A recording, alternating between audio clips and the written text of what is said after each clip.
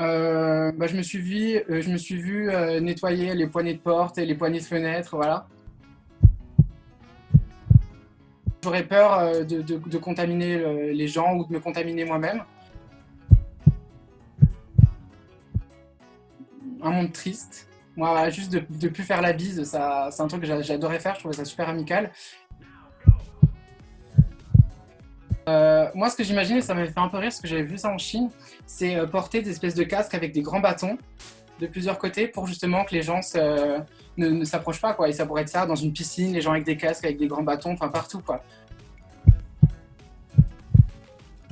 Je dirais, je sais pas si on peut considérer ça comme une œuvre d'art, mais je me verrais plus dans, par exemple, les créations de Marine Serre, qui est une créatrice française, franco-belge. Parce que c'est des créations qui sont. Elle a beaucoup joué avec les problèmes environnementaux et l'apocalypse en faisant des masques ou des tenues post-apocalyptiques. Et du coup, c'est plus dans ce genre de choses que je m'imagine, une façon de porter les habits, de se comporter, de marcher, voilà.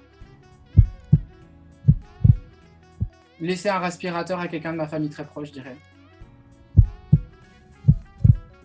Bah, je dirais un masque. Ou, par exemple, j'ai vu un objet qui se déclipsait comme ça et qui permettait de toucher les portes, toucher les poignets, appuyer sur un bouton. Un objet comme ça, un peu utilitaire, qui est un nouvel objet qui vient d'être créé, un peu utilitaire et qui permet de se protéger contre d'éventuelles infections.